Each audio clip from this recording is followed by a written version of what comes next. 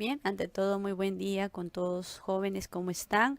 Vamos a dar hoy día la clase de psicología.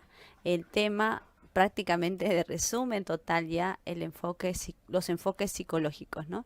Vamos a tratar de llegar a conocer con claridad los objetos de estudio de cada escuela y el enfoque también, ¿no? Ahora, considerar que la escuela tiene distancia con el enfoque, ya que la escuela está considerando teorías, posturas con respecto a la psique humana, pero una escuela es un grupo de científicos o personas que investigan sobre ese objeto de estudio que han definido, pero son herméticos, ¿no? Es decir, no permiten que otras teorías de otras escuelas o otras posturas puedan influenciar en su perspectiva de investigación o sus resultados de investigación, a diferencia del enfoque en el cual sí se considera trabajar con otras teorías, con otras disciplinas, de tal manera que tenga mayor recurso para abordar la psique en el humano, ¿no? Entonces la escuela es más hermética, más parametrada en torno a sus enfoques o en torno en este caso a sus parámetros teóricos, y en cambio el enfoque es un tanto más flexible, pero también que tiene una base teórica obviamente, pero permite también el acceso a otros aspectos teóricos, ¿sí? Bien, entonces vamos a ver también ese tipo de diferencia con mayor claridad y vamos a reconocer los aportes de cada escuela y enfoque también, ¿no? Vamos a tener que también considerar con mayor claridad los aportes que han brindado. Muy bien, entonces vamos a dar inicio con las escuelas. Bien, creo que todos podemos recordar que la psicología en el año 1879 se logró ciencia, ¿no? Es decir, en ese año toda la perspectiva filosófica se modificó para hacer una perspectiva más científica en la cual se puede hacer experimentación, se puede comprobar, se puede predecir, ¿verdad? Entonces, esto es un hito, este es un punto muy importante para el desarrollo de la ciencia nueva, que en este caso sería la psicología, ¿no? ¿Quién fue el autor en este caso que desarrolló o logró que la psicología se ponga al rango de ciencia? Fue Wilhelm Wundt, ¿no? Wilhelm Wundt, como docente en la Universidad de Leipzig, Alemania, comenzó a estudiar a mayor profundidad la filosofía de la psicología, y como él también tenía en ese contexto conocimientos fisiológicos, entonces también quiso abordar con aspectos fisiológicos el asunto, de tal manera que se parezca bastante a la ciencia natural, porque justamente para validar una teoría, una estructura teórica como ciencia, tenía que tener unos criterios científicos, ¿no? Y uno de ellos era definir, por ejemplo, el objeto de estudio que se va a estudiar, y por eso se considera que un aporte de Wilhelm Wundt muy determinante fue la definición de la psicología, ¿no? En la cual establece el objeto de estudio, porque para ellos, los estructuralistas, en el caso de Wilhelm Wundt y los seguidores, eh, el objeto de estudio de la psicología es el análisis de la conciencia, constituida por elementos indivisibles, como son la sensación, la imagen, los sentimientos, una visión atómica, dice, ¿no? ¿Por qué? Porque en esas épocas, para poder considerar algo, para estudiar a profundidad, de manera científica, tenía que ser atomizada, es decir, dividida en partes, ¿no? De tal manera que profundizamos cada elemento. Ellos no totalizaban, ellos más bien analizaban, profundizaban en cada elemento, estableciendo pues la sensación como elemento, la representación imagen o los sentimientos, ¿no? Entonces, Wilhelm Wundt definió la psicología, reformuló ciertos aspectos, pero definió la psicología estableciendo un objeto de estudio. Así también Wilhelm Wundt logró que un espacio que se le brindó como docente en la Universidad de Leipzig puede implementarse de instrumentos científicos para investigación, y pues en este caso, gracias a esa implementación y al método que establece, que se llama introspección experimental. Por eso dice introspección bajo el control experimental, ¿no? Yo voy a introspectar dentro de mi ser, pero habiéndome entrenado. No cualquiera podía hacer introspección, porque tenían que tener la capacidad de poder reconocer en su conciencia los elementos justamente que determinan qué experiencia está vivenciando, ¿no? Entonces, la introspección bajo un control experimental con preparación del sujeto es lo que era el método de ese momento. Entonces, estableció un método, tenía sus implementos y ya había definido la psicología. Ese laboratorio, al pasar los años, porque habían otros laboratorios, pero ese laboratorio logró institucionalizarse. Quiere decir, lograrse un instituto de investigación, ¿no? Y eso fue el realce más importante de la escuela en este caso. Así también, como lo había referido, otra cosa que también aportó Wilhelm Wundt y la escuela estructuralista es la creación de una revista de aportes psicológicos, ¿no? Y esta revista fue difundida por toda Alemania y posteriormente a sectores adicionales, ¿no? Y esta revista fue la que permitió la difusión y la relevancia de la escuela también, y más allá de la escuela, de la psicología como ciencia, ¿no? Entonces, por ello, por esas condiciones, es que la psicología tiene un aspecto más relevante, más resaltante, y inicia pues su nuevo recorrido como ciencia, dejando las especulaciones filosóficas antiguas y entrando pues a un aspecto más científico, ¿no? Entonces, también podemos resaltar que Wilhelm Wundt no se limitó solamente en el estudio de la psicología propia de los métodos, ¿no? Y también definir, sino también consideró la investigación de aspectos afectivos, como son pues justamente ahí usa el término sentimientos, pero él ha profundizado, como les mencionaba también, que había estudios ya de las sensaciones, por ejemplo, había estudios, ¿no?, a mayor profundidad de criterios físicos para conocer, por ejemplo, las reacciones orgánicas, y por ello él conoce y profundiza sobre las sensaciones, estableciendo mayor estudio sobre los umbrales y la velocidad de impulsos nerviosos. Así también la emoción. Él es quien, recordarán ustedes cuando clasificamos manifestaciones afectivas, que decía que existen clasificaciones de las emociones asténicas y esténicas, ¿no? Asténicas son aquellas manifestaciones emocionales que pues te tranquilizan, te calman, te generan pasividad, por decirlo así, ¿no? Te mantienen en un estado medio lento, ¿no? Como la tristeza, por ejemplo. En cambio, las emociones esténicas son las que te activan, te dinamizan, como la alegría, por ejemplo, el enojo, la ira también, ¿no? Entonces, esos tipos de clasificaciones fue un aporte de, pues, el estructuralismo también. Ahora, como se sabe, ¿no? Si existe una escuela con un fundador, van a haber seguidores, discípulos, estudiantes, ¿no? Y uno de ellos es justamente Edward Titchener. Edward Titchener era el discípulo de Wilhelm Wundt que continuaría la escuela. Y justamente Edward Titchener, al ser americano, apenas pues logró fortalecer en Alemania pues la escuela de una manera más determinante, al punto de que él la llama estructuralismo en realidad, porque Wilhelm Wundt la había llamado voluntarismo, pero él reformula esa concepción, esa escuela, y la llama estructuralismo. Pero no es el único nombre que tiene, por si acaso.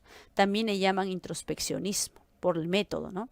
Ahora, Edward Titchener es aquel que difunde en Alemania más profundidad, pero también llega hasta Estados Unidos. Justamente ya habiendo estudiado pues con Wilhelm Wundt, va a conferencias, difunde un poco el estructuralismo, pero en Estados Unidos ya en 1890 había habido ya una corriente psicológica, por decirlo así, que estaba empezando a surgir y que confronta pues al estructuralismo, porque Edward Titchener empieza a difundirlo en conferencias y todo, y ahí encuentran pues sus opositores. El principal de ellos es William James, y William James curiosamente es filósofo. Así que William James tiene investigaciones más orientadas también a la filosofía, pero obviamente al tener ya herramientas psicológicas también aborda aspectos psíquicos o de investigación psicológica. Y ellos se hacen denominar funcionalistas. ¿Por qué? Porque ellos no están centrados, en este caso, en la conciencia por elementos, sino ellos están centrados en un estudio de la conciencia como una totalidad, ¿no? Un total. ¿Por qué? Porque ellos consideran que esa totalidad de la conciencia sirve para la adaptación. Me interesa mucho más dicen ellos, no desgregar la conciencia en tantas piezas que pueden disipar el propósito, sino más bien quiero saber la conciencia en totalidad, cómo sirve para poder adaptarme a un medio. Por ejemplo, ¿no? Imagínate ahora que estamos en pandemia, tú sabes que muchas personas han tenido que reajustar, algunos le llaman reingeniería, reestructuración de su forma de vida, ¿no? De repente estaban habituados a que se levantaban, desayunaban y se iban a trabajar hasta la noche y regresaban a la casa. Prácticamente no paraban en su casa y quienes quedaban en casa limpiaban, ordenaban. Y él se concentraba o ella se concentraba plenamente en su labor. Sin embargo, ahora somos conscientes que la mayoría de nosotros ha tenido que ajustarse a las labores familiares y a las labores laborales propiamente. Entonces, esa capacidad de ajuste no lo puede lograr pues un animalito. El animalito sigue haciendo su vida si tú te percatas, ¿no? Él sigue comiendo, tomando agua, miccionando, defecando, lo que quieras decir más específico, y no ha entendido todavía y no está en su mente que estamos en una época de COVID, ¿no? En cambio, nosotros sí. Creo que la mayoría de nosotros ha tenido que reajustarse. Entonces, pero gracias a qué logramos reajustar? A la conciencia. Porque, por ejemplo, un niño con síndrome de Down, autismo, que tiene de repente dificultades de entrar en conciencia, claridad, de estar darse cuenta, ellos no se han percatado de esta situación, ¿no? A menos si que tienen retardo más todavía. Entonces ellos siguen queriendo su vida. Quien ha tenido que ajustar ha sido su cuidador, ¿no? Ver cómo ayudarle para que él siga protegiéndose y siga viviendo su estado, ¿no? Que él considera que vive, ¿no? Entonces, la diferencia entre poder simplemente tener una existencia física, incluso orgánica, es que nosotros tenemos conciencia. Nos permite adaptarnos al medio. Entonces, justamente los funcionalistas tienen una tendencia naturalista, considerando que el hombre es un ser natural que tiene que adaptarse, ¿no? En este caso, podríamos hablar de personajes que son más del tipo naturalista, o en todo caso, como la selección natural, ¿no? Darwin, por ejemplo, algo de esa perspectiva justamente manejan ellos. Y en este caso, ellos practican la introspección también como el estructuralismo, pero ellos dan realce a la introspección. O sea, no solamente es mirar lo que pasa en nuestro ser y ser consciente de ello y describirla, sino que ellos consideran que también ver la utilidad, ver lo pragmático que es, ¿no? El pragmatismo estaba dentro de sus fuentes filosóficas, es decir, qué tan práctico es la conciencia en nuestra existencia, ¿no? Y justamente por ello, ellos definen su objeto de estudio de la psicología como la función de la conciencia en la adaptación, utilidad mental al entorno. O sea, cuánto me sirve o en qué medida o cómo podría decir que la conciencia me es útil para adaptarme al medio, ¿no? Eso es importante que ellos plantean, ¿no? Los funcionalistas, William James, John Dewey y otros, ¿no? Ahora, ahí tú lees también otro contexto que ahorita vamos a leerlo, vamos a ser más específicos. Y justamente en vista de la utilidad de la psicología para adaptación, se describe, se interesan, quieren saber a profundidad cómo es que cada conciencia que uno tiene, o sea, mi conciencia, la conciencia de otro y otro, tienen una forma de adaptación distinta, ¿no? Por ejemplo, para mí, adaptarme rápidamente a un medio me permite expresar lo que yo pienso, reconocer lo que otros piensan, y mayormente la tendencia de mi ser es: he aprendido mucho de ti. No sé, yo aprendo y la persona aprende, ¿no? Mayormente es así. O sea, si yo estoy en un lugar, hablo muchas cosas, me dicen: ¿cuánto he aprendido de ti? ¿No? Y yo cuando estoy en un lugar siempre agradezco a alguien y le digo: gracias, me has enseñado mucho, ¿no? Algo así. Entonces mi conciencia está más orientada al aprendizaje, si tú te percatas, ¿no? Habrá otras personas que dicen: qué útil ha sido de repente poder aprender esa actividad, ahora yo la voy a realizar físicamente de repente, ¿no? Una practicidad de repente. Entonces, eso reconocen que cada conciencia se adapta diferente, ¿no? Pero hay tendencias. Entonces ellos comienzan a darle hincapié o interés a la psicometría, ¿Qué es la psicometría? La medida de la psique, pues, ¿no? Es decir, instrumentos técnicos de medición de nuestra psique. Por ejemplo, quiero medir la inteligencia, quiero medir de repente la personalidad, quiero medir de repente otra cualidad psíquica, ¿no? Sin embargo, ellos han dado hincapié a ello y también, no solamente han dado hincapié a ello, sino también han realizado la profundidad de áreas, ¿no? Por ejemplo, la psicología ya se especializó, se ramificó. Por eso le dicen psicología aplicada, ¿no? Se ramifica, se hace práctica y ahí surge justamente la psicología industrial, ¿no? Se dice que en esa época de 1890, al estar en constantes luchas bélicas y aún batallas, guerras, entonces a los psicólogos se les demandaba pues que tengan una facilidad de conocer o reconocer cómo se adapta la conciencia de muchas personas para dar una selección, ¿no? Especialmente en la época militar se hacían test de observación y test de lectura para poder determinar quiénes son los postulantes más apropiados para ir a batalla, ¿no? Para enfrentar la guerra en diferentes niveles. Entonces ahí surge la psicología militar, por ejemplo. Pero también las empresas se dieron cuenta de la efectividad de este tipo de procesos de selección y otros tipos de asuntos psíquicos y pues generan la psicología industrial. Ahora las instituciones, empresas o industrias hacen pues selección de personal que ya se va afianzando a lo largo del tiempo. Y no podemos dejar de considerar las escuelas, que son entes pues que forman a las personas de la sociedad para ser útiles también, ¿no? Entonces ahí también surge una psicología más educativa. Y como les mencionaba, la psicometría acompaña pues a estas ramificaciones. Ahora, otros puntos también a considerar es que William James habló también de las emociones, ¿no? Así como lo hizo Wilhelm Wundt, pero él refirió la importancia de las emociones en el aspecto fisiológico. O sea, existen varias posturas de las emociones, pero William James dice, ¿no? Por ejemplo, que cuando tú estás ante algo peligroso, ¿no? Algo que te genera algún tipo de reacción. Tú, por ejemplo, ves, imagínate, ¿no? Suena un ruido espantoso y ¡prá! Algo así estalla, ¿no? Entonces tú haces esto, ¿no? Ya, ese es una reacción fisiológica, porque no tienes voluntad y es una reacción orgánica de tu sistema nervioso autónomo, ¿no?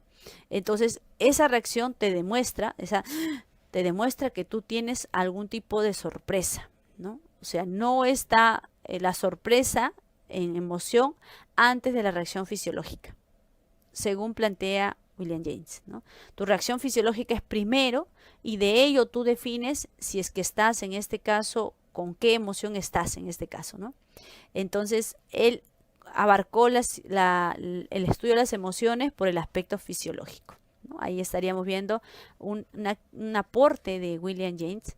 También en aprendizaje, como te mencionaba, también qué tanto repercute eso, la memoria primaria y secundaria, algo que también hemos visto en teoría de memoria, ¿no? Habíamos hablado que existe memoria sensorial, corto plazo, largo plazo, ¿verdad? Y justamente la de corto plazo es llamada memoria primaria porque es aquella que pues produce en este caso ciertos contenidos para que en la memoria secundaria se conserven, o sea, la memoria a largo plazo. Entonces William James estaba interesado en profundizar en la memoria a corto plazo y a largo plazo y pues le dio ese término, ¿no? Memoria primaria a corto plazo y memoria secundaria a largo plazo. Muy bien. Y obviamente la especialización de la psicología generó muchos más aristas, ¿no? Por ejemplo, el concepto de orientación vocacional. ¿Qué voy a estudiar? También. Psicología animal también, ¿no? Profundizar. No sé si tú has visto la serie de César Milán, creo que se llama, que trabaja la psicología de los perritos, ¿no? Es interesante, ¿ya? Tal vez no sé mucho de la teoría animal psicológica, pero muy interesante también sus aportes. Entonces, ya, claro, eso no parte de este año, desde el nacimiento de Milán, ¿no? Sino antes de esto, ¿no? Y es profundo, es interesante también. Y justamente ahí dice, ¿no? Que el funcionalismo influye en la Gestalt y en el conductismo. Ahora, ¿por qué podríamos decir que influye en la Gestalt? Influye en la Gestalt porque, como te mencionaba, ellos no estaban de acuerdo con el estructuralismo de estudiar nuestra conciencia por elementos, de tal manera que haya tantos elementos al final que no podamos estar en el punto, ¿no? En cambio, ellos consideran que hay que totalizarlo, por decirlo así, y a partir de ello comenzar a ver su practicidad o utilidad. Ya la Gestalt, tú sabes que hace ese tipo de perspectiva totalizadora, claro que con la percepción, no con la conciencia, sino con la percepción, pero parte de las raíces funcionalistas. También podemos resaltar el conductismo. El conductismo considera que pues nosotros debemos tener un estudio, un objeto de estudio psíquico que tenga que ser objetivo, medible, positivista su postura, por ende también la utilidad tiene mucho que ver. ¿Cuán útil es esa psicología del hombre para adaptación al medio? Y en el conductismo lo que resaltan es la objetividad, ¿no? O sea, la introspección en la observación de conducta, por decirlo así, pero lo que más podríamos decir que se parece en funcionalismo al conductismo es que ellos ven la utilidad de las conductas para poder referir a la psique del hombre, ¿no? Algo similar a ello. Muy bien, entonces el funcionalismo. Ahí tenemos estructuralismo y funcionalismo. Laboratorio y evaluación psicológica. En el caso de funcionalismo, estructuralismo, laboratorio. Muy bien. Ahora, tenemos también otras escuelas que han surgido ya posterior, ¿no? En 1900. Incluso se sabe que pues el psicoanálisis había hecho este estudio un poquito antes, ¿no? Sin embargo, por referencia épica o no sé cómo decir, por dar un realce, ¿no?, de este nuevo surgimiento, en el año 1900 se establece el psicoanálisis. Análisis empieza, ¿no? La psique empieza, por decirlo así. Y alguno podría confundir con el estructuralismo, el término la psicología en partes, ¿no? Sin embargo, el psicoanálisis no puede ser confundido con el estructuralismo porque el estructuralismo estudia la conciencia. En cambio, el psicoanálisis estudia el inconsciente. Estudia aspectos que tienen que ver con situaciones que no son evidentes para nosotros, situaciones que por ejemplo aparecen pues en los sueños. Por eso una de las técnicas, uno de los métodos, perdón, que usa el psicoanálisis para conocer el inconsciente es la interpretación de nuestros sueños, ¿no? O sea, el que tú sueñes algo tiene un sentido, un significado, y justamente este autor, Sigmund Freud, el fundador del psicoanálisis, va a abordar mediante la técnica de interpretación de sueños, el método, perdón, va a abordar el inconsciente. También la hipnosis, aunque la hipnosis, como tú y yo sabemos, lo profundizó, lo difundió, lo enseñó Charcot, ¿no? Charcot fue el maestro, por decirlo así, de la hipnosis, tanto de Freud como de Breuer. Sin embargo, ellos usaron la hipnosis, pero no fue el énfasis de sus investigaciones, pero sí usaban hipnosis. Ahora, ya tenemos interpretación de sueño e hipnosis. Asociación libre de ideas, ya, te explico un poco ahí. La asociación libre de ideas en realidad surge de la idea de Breuer, amigo confiable de Freud, que pues consideraba la importancia de la catarsis. Él denomina a esta expresión de nuestra dificultad psíquica o traumática del inconsciente, o en todo caso la dificultad que tengamos al expresarlo, al contarlo, al mencionarlo, al describirlo, te descargas, ¿no? Entonces, justamente Freud y Breuer practicaban la catarsis, y Breuer aplicaba la catarsis a algunos pacientes, y uno de ellos fue Anna O, ¿no? Anna O era una paciente referente de Breuer que apoyó Freud hacia ello, y justamente hubo una efectividad en el tratamiento gracias a la hipnosis y la catarsis. Pero Breuer asumía que el logro de su avance con Anna era la catarsis. Sin embargo, Freud fue más allá de esa perspectiva, porque él dijo, si bien es cierto la catarsis, ¿no?, una descarga a nivel de contenido, yo expreso lo que siento sobre algo que me hace pues sentirme más calmado, aliviado. Sin embargo, no solo basta ello, dice Freud, sino también la cercanía, podríamos decir la relación profesional entre el psicólogo y el cliente, ahora en este tiempo era paciente, ¿no? Y yo he entendido también eso, que tiene mucho que ver el trato que tú tienes con el paciente o cliente, paciente en este caso, para que pueda haber efectividad, ¿no? Le doy razón a Freud. Sin embargo, Breuer se ofendió. Breuer se ofendió, ¿por qué? Porque él tenía o pareciera tener algo con Ana, ¿no? Y eso podría decirse que como que tocó la herida, la incomodidad, y eso generó que Breuer y Freud se abran, se dispersen, se separen, ¿no? Y pues Freud tomó la postura psicoanalista, ¿no? A partir de la separación de con Breuer, afianzó el psicoanálisis, ya no utilizó la catarsis. ¿Sabes por qué? Porque él creía que la catarsis es buena. Sí usó la catarsis, no puedo decir que no lo usó. Sin embargo, él reformuló también la catarsis, porque en la catarsis tú atendías al paciente directamente al problema, ¿no? ¿Cuál es la dificultad? Vamos al problema, algo así, ¿no? Y entonces consideraba que la gente se sentía un poco dirigida, ¿no? En la sesión, dirigida al punto nada más. En cambio, cuando eh, Freud plantea la asociación libre de ideas, él plantea pues que la persona venga y conversemos de cualquier tema que le interese, ¿no? Por ejemplo, le hablo de deporte, fútbol, del caso de cualquier tema, y yo voy a estar escuchando, atento, unas preguntas necesarias nada más. Y de esa situación podemos sacar muchos contenidos, y uno de ellos es el problema esencial. Por ejemplo, ¿no? Imagínate una persona me diga, bueno, sí, yo tengo problemas, la verdad es que soy media bestia, ¿no? No me controlo a veces. Ah, ya, y bueno, pero a pesar de ello, mis hijos, mi esposo me respetan, ¿no? Y creo que tratamos de manejarlo. Yo vengo hoy día por asuntos, pues, de mi pareja y yo nos paremos discutiendo. Lo que pasa es que a veces él me hace provocar, ¿no? Y no entiende que a veces yo soy una bestia y puedo maltratarlo y maltratar a mis hijos, ¿no? No entiende él. Pero bueno, yo creo que él se va a dar cuenta y después nosotros llevamos un tratamiento y todo eso, comienza a hablar y en eso dice, más allá de la conversación, sigue hablando y dice, sí, la verdad es que he tenido problemas también cuando yo era niña, peleaba con mi mamá, a veces por tonterías, ¿no?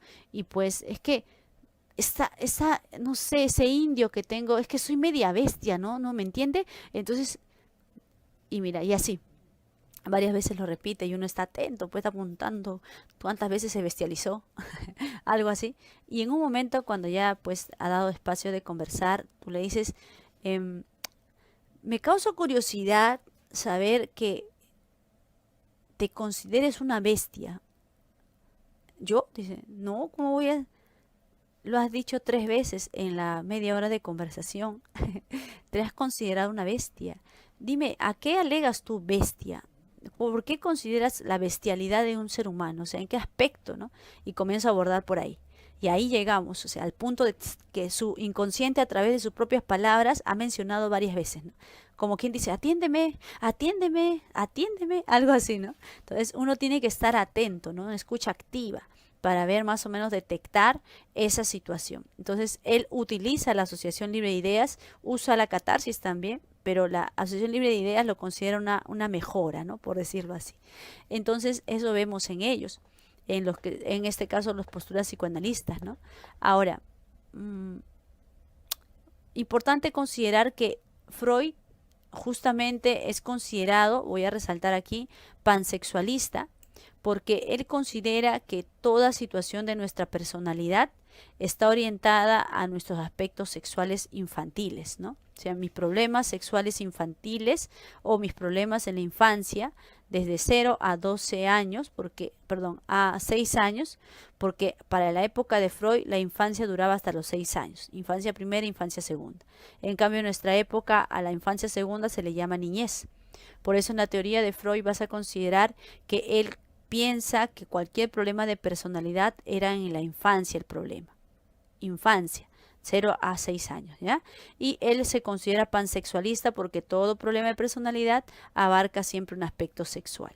Y como ya te referí, estudia la personalidad, pues, ¿no? Formación, componentes, trastorno, es decir, cómo se estructura, por eso hay teoría por topografía, por territorios, y hay teoría pues por agentes, ¿no? Que es la interacción estructural. Entonces, el aparato psíquico lo investiga él y alega pues profundidad de personalidad en cada estructura, ¿no? funda la psicoterapia. Por eso al psicoanálisis se le puede llamar teoría, escuela psicológica o incluso método también, ¿no? Y justamente un método terapéutico también puede ser validado en estas definiciones. ¿Y por qué? Porque Freud atendía la histeria conversiva de su época, ¿no? Asuntos del tema de salud mental, por decirlo así, pero específicamente manifestado en histeria, ¿no? Conversiva.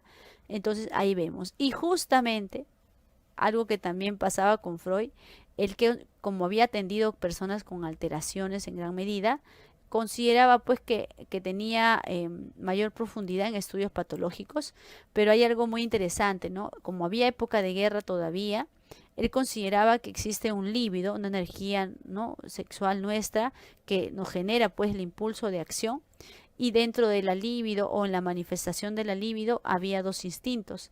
El instinto eros, que es el instinto de vida, donde uno protege, cuida, guarda a las personas, y el instinto que se denomina tánatos, que es el instinto de muerte, ¿no?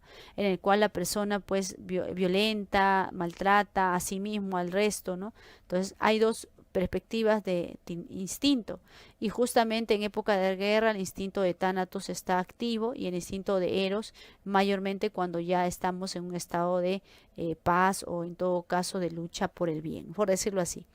Pero él dice, ¿no?, que nosotros nacemos con el ego, perdón, con el ello, que significa un ser natural. El ello es un agente interno nuestro natural que es egoísta por naturaleza, podríamos decir, busca el placer, ¿no?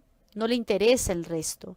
Entonces, esa visión de que existe pues un instinto tánatos de muerte que prima también dentro de la vida del hombre, y así también considerar que el ello es un instinto natural, ¿no? Es decir, nacemos con la maldad, por decirlo así, con el egoísmo, con el individualismo, ¿no? Eso es lo que él plantea, muestra una perspectiva pesimista del humano, ¿no?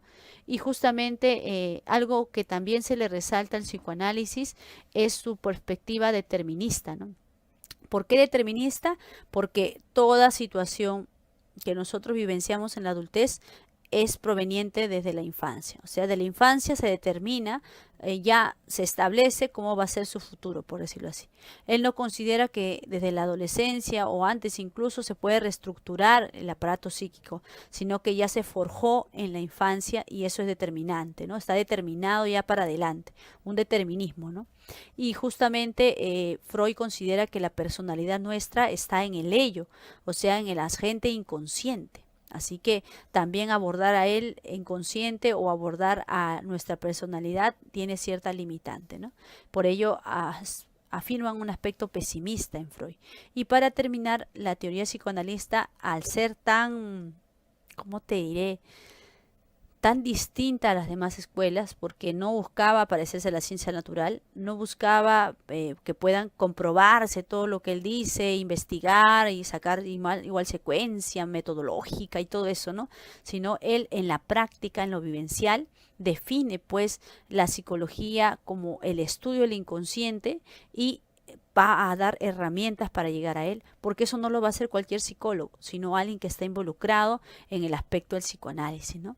Y eso hace que la psicología tenga una gran revolución a partir de 1900 con esta postura. Por eso se le llama la primera fuerza de la psicología, por decirlo así, donde hay impacto, ¿no? Muy bien, y también vamos a considerar la reflexología de Iván Pavlov y Vladimir Bekhterev. Ahora, puedo resaltar que en realidad quien inicia con estas investigaciones de los reflejos orgánicos, fisiológicos, es Sechenov, ¿no?, el maestro de Bekhterev. Sechenov habla y tiene su libro incluso de investigaciones más del aspecto psíquico nervioso o estructura psíquica de la estructura del sistema nervioso, ¿no? Entonces, él ya tiene esa postura, ¿no? Y Bekhterev, que es tipo su discípulo, continúa esta postura, pero él hablaba de una reacción voluntaria, ¿no?, ante los eventos del estímulo, una reacción voluntaria. Entonces, Bekhterev tiene su postura, pero Iván Pavlov es aquel que dio revolución a este proceso. ¿Por qué? Porque Iván Pavlov recibe el premio Nobel en 1904, el premio Nobel a la medicina, por ese aporte de investigación con los animales que vimos en el condicionamiento clásico, ¿no? Recuerdas que había pues un animalito, un perrito que salivaba en la campana, ¿no? Ya, esa asociación permite el aprendizaje. Y justamente esta investigación es de Iván Pavlov. Y algo curioso que también quiero mencionar es que Iván Pavlov estaba investigando los reflejos fisiológicos del cuerpo y encuentra esta teoría, ¿no? O sea, cómo el organismo fisiológicamente reacciona ante, en este caso, algún tipo de estímulo, ¿no? Entonces, ellos estudian la actividad nerviosa superior, que son los reflejos producto de la corteza cerebral principalmente. Es decir, ellos están interesados en la manifestación del sistema nervioso, especialmente cuando hablamos de una estructura cortical superior, ¿no? Ahora, teoría que más o menos aportaron ellos. ¿Tú te acuerdas la teoría de Hipócrates, ¿no? En la cual dice que existen sanguíneos, existen melancólicos, existen flemáticos y coléricos, ¿no? La teoría manifiesta de Hipócrates fue fortalecida con las investigaciones de Iván Pavlov. ¿Cómo fue eso?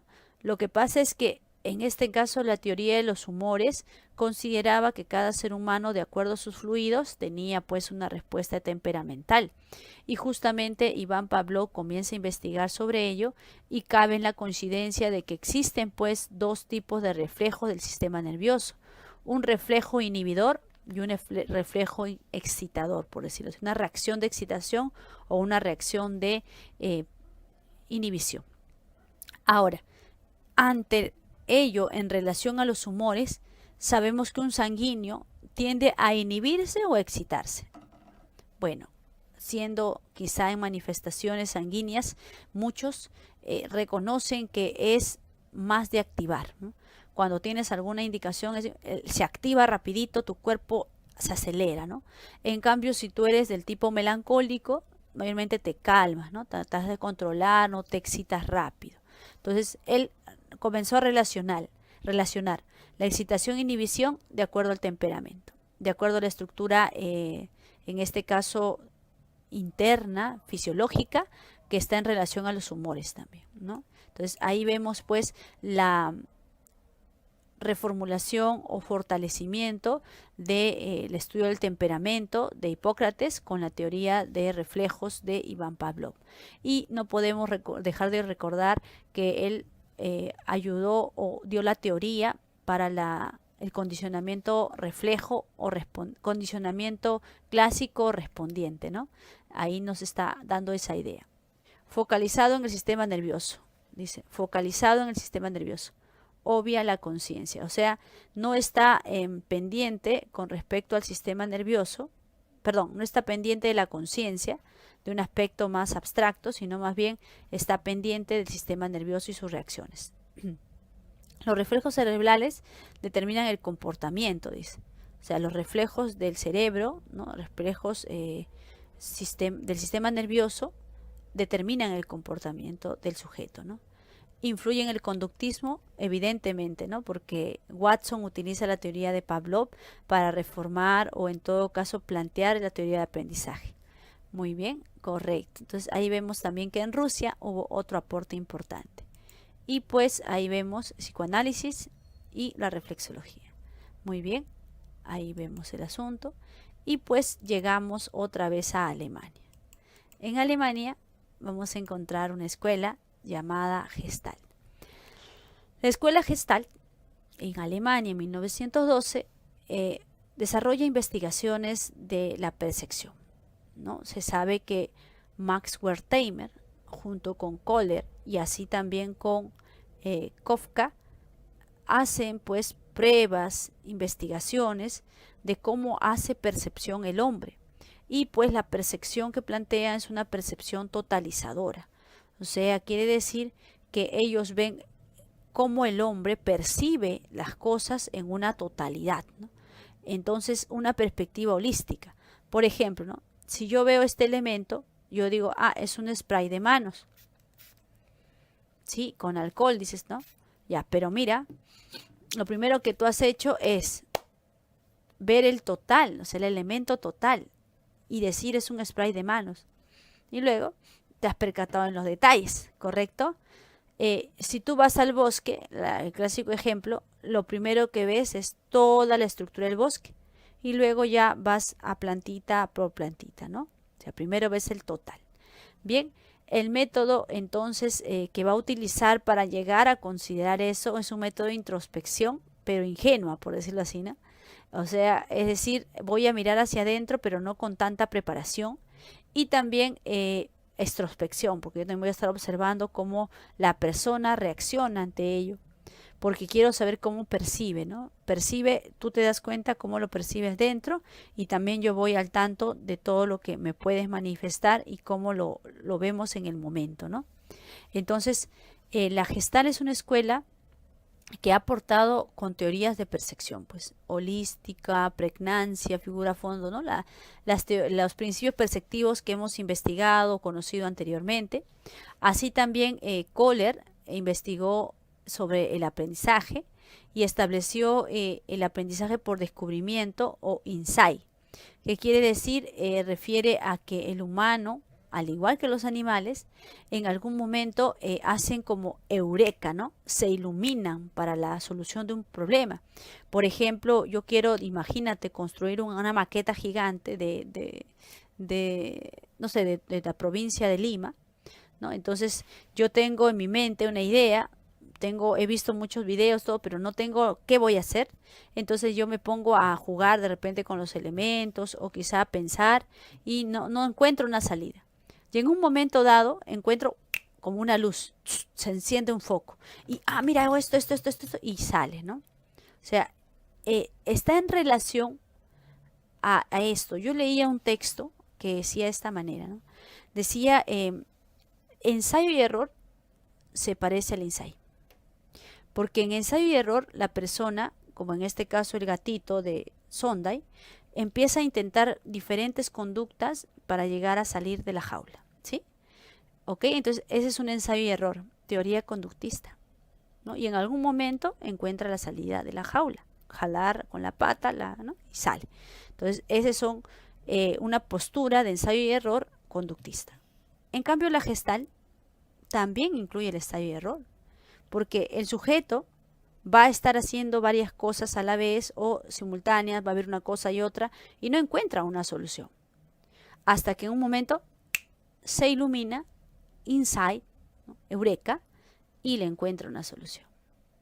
Ahora, pero esta es una teoría gestáltica, que es una teoría más de aspectos internos. En cambio, es una teoría de aspectos externos, el conductismo. Por eso es que ellos dicen, no, se parecen, porque ambos utilizan errar y acertar, pero esta es una postura conductista y esta es una postura gestal de la parte interna del humano, ¿no? Esta es una parte más externa, observación, y esta es una parte más interna, ¿no? Algo así manifestaban la comparación del insight con el ensayo y error. Y también tenemos que considerar que el aprendizaje fue reformulado por algunas teorías, ¿no? Y la inteligencia, ¿no? Que también refiere en el texto. Dinámicas de grupo, la Gestalt abarca pues algunas terapias también y por ejemplo una de las terapias muy nutridas es el trabajo grupal. Yo he estado en terapia de dinámica de grupo, también he estado en terapias donde pues la forma de trabajo grupal hace que también nosotros liberemos cierto tipo de contenido nuestro, ¿no? Ya también hay un aporte terapéutico. Y mira, critica el estructuralismo. ¿Por qué? Por lo que te manifesté el funcionalismo, que en este caso no ve como una totalidad las cosas, el estructuralismo. En cambio, la Gestalt sí considera el estudio una totalidad, ¿ya? Pero una totalidad perceptual, no te olvides, una totalidad perceptual de cómo yo percibo las cosas. Y influye en el humanismo, ¿por qué? Porque el humanismo también considera el estudio de las personas en una totalidad. O sea, hace esa manifestación holística, por decirlo así, que ya la Gestalt había manifestado, pero la Gestalt lo consideraba en un aspecto perceptual.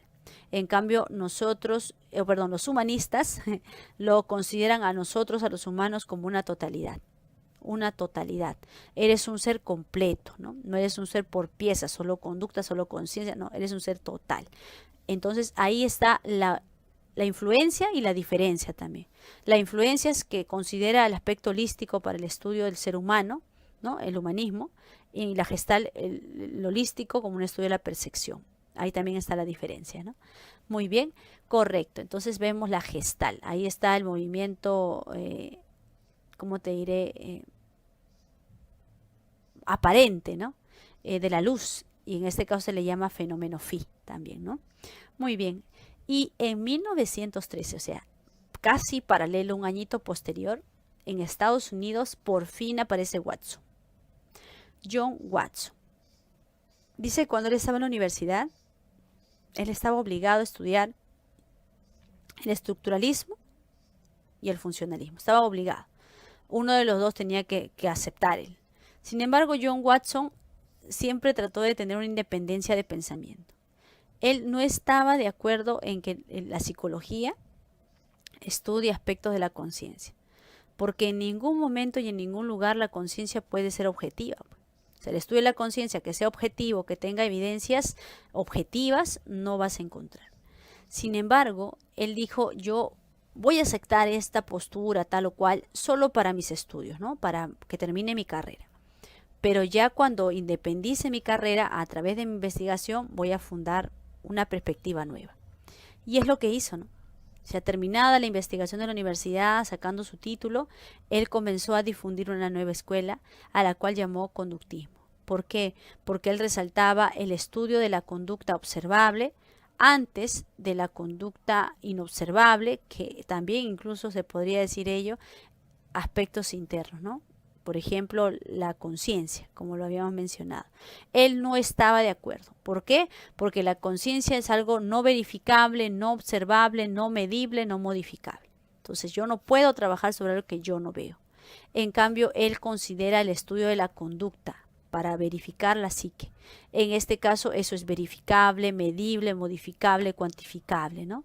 Y eso aventaja a estas investigaciones y por ello él trata de alcanzar nuevamente la psicología en un rango más enfatizado de la ciencia.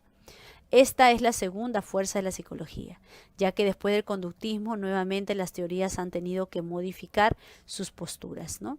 Ahora, una de las investigaciones más importantes que hizo John Watson es el aporte del condicionamiento clásico, ¿no? Sé que Iván Pavlov fue el que investigó realmente este tema, pero él, siendo ya un profesional también en la materia de la psicología, abordó este tema, ¿no? Y consideró que le va a llamar condicionamiento clásico porque no es una teoría que él investigó, sino lo hizo Iván Pavlov en 1904, pero yo voy a retomar y voy a abrir todavía la investigación, no de animales ya, sino de seres humanos, ¿no? Y tú sabes que una de las víctimas de la investigación de Watson fue Albert, ¿no? Y Albert no y Watson no trabajó solo, trabajó con, en este caso, una señorita, ¿no? Que tenía, en este caso, la postura de ayudar. En este caso también podemos agregar que usó el condicionamiento clásico con el niño para poder generarle pues una asociación, y a través de esta situación se manifiesta estudio de las fobias, por ejemplo, ¿no? Fobias.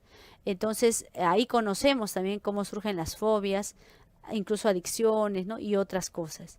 Y a través de su estudio se entienden, se conocen algunas técnicas de modificación de la conducta, ¿no? Algunas técnicas por condicionamiento clásico hacen pues cambios ahí. Y también el paradigma que estaría aplicando es el paradigma de estímulo-respuesta. Estímulo en el ambiente modifica la respuesta del sujeto. Entonces, para él el sujeto es un ser pasivo. El ambiente modifica al sujeto. ¿Correcto? Ahora, dice también extrapolación de la conducta animal a la conducta humana, como te mencionaba. Albert fue uno de los que prácticamente estuvo pues en esta situación y fue aquel que en este caso fue el que experimentaron, ¿no? pasó de un estudio en animalitos a un estudio en humanos, ¿no? Muy bien. El ambiente determina el comportamiento, como lo había mencionado, obvia lo interno, ¿no? No considera la importancia del aspecto interno. Y ahí vemos el aporte de Watson, también Lasley, Rosalie Reiner y otros que también postularon a reformular ciertas ideas y, por ejemplo, trabajaron el desensibilización sistemática, que era una forma de quitar la fobia o el miedo a habido sido aprendido con el condicionamiento clásico, ¿no? Entonces ahí vemos pues que el experimento fue uno de los principales métodos y la introspección dirigida a la conducta, ¿no? También. Muy bien, y continuamos, ahí está el fenómeno phi, Watson experimentando sobre Albert, ¿no? Y en 1930, porque obviamente, aunque la psicología no es una parte de la filosofía actualmente, pero hay algo que hay que aceptar, ¿no? La filosofía problematiza constantemente sus determinaciones que han brindado en cierta época y de a ello pues agregan ciertos cambios. Entonces igual el conductismo, al pasar los años, ya Skinner asume ese rol de difundir el conductismo todavía, pero él se da cuenta que hay cosas que tampoco está tan de acuerdo con su maestro, Watson, perdón, pero también respeta su teoría porque ha sido y es validada, ¿no? Sin embargo, él plantea nuevas teorías, al igual que Tolman y Carl Jung y otros. Ellos, joven señorita, han revolucionado con nuevas teorías partidas del conductismo. Así que no podemos dejar de mencionar que ellos van a seguir estudiando la conducta. O sea, ese es su fin. Pero Skinner se diferencia de los demás neoconductistas en que Skinner se niega a trabajar el consciente, porque considera ser una caja negra en la cual no puede abordar y no se puede verificar mucho de ese contenido. Sin embargo, Tolman, Jung y otros sí estaban de acuerdo en que había algo interno que tenía que ser considerado para emitir una conducta. No solo es el ambiente, también es el ser interno que hace algo para que la conducta se emita, ¿no? No están tan de acuerdo en estímulo-respuesta como lo planteó Watson, le quieren reformular ideas. Y justamente Skinner fue uno de los primeros, ¿no? Para Skinner, la fórmula apropiada de reconocer el aprendizaje más neoconductista es estímulo, respuesta operante y estímulo consecuente. Y el estímulo consecuente puede ser castigo o reforzamiento. Entonces, para Skinner, el paradigma es estímulo, respuesta operante y estímulo, ¿no? Algo similar. Para Tolman, la propuesta es estímulo del medio, organismo que define y respuesta. El organismo tiene un propósito, por la cual va a generar una respuesta. Por ejemplo, yo tengo el propósito de estar manteniéndome bien de salud. Entonces, yo me cuido. Esta conducta que yo estoy teniendo es, en este caso, porque yo tengo un propósito. No es que ha sido simplemente estímulo, apareció en mi medio, yo emití la conducta, así sin pensarlo, sin analizarlo. No, ¿verdad? Estímulo, el organismo interviene con un propósito y da una respuesta. Eso plantea Tolman. Ahora, aquí refiere programas de reforzamiento, economía de fichas y todo ello. Esto es un aporte de Skinner. Skinner es el que planteó el trabajo con las consecuencias para afianzar o menguar una conducta, ¿no? Se ha utilizado en diversos ámbitos sociales, no solo educativo, también laboral, también familiar incluso, ¿no? Muy bien. Usa del método científico, claro, porque va a tener que ser comprobable su proceso. Utiliza todo el método científico. Es más, yo recuerdo que en la universidad a mí me dieron la posibilidad de estudiar con una paloma o un ratón y de acuerdo a eso hacer pues mis investigaciones de consecuencias, condicionamientos, moldeamientos, que lo utiliza pues Skinner. Y algo que quiero resaltar y considerar es que en este aspecto podríamos decir que se ha visto, ¿no? Se ha visto resultados.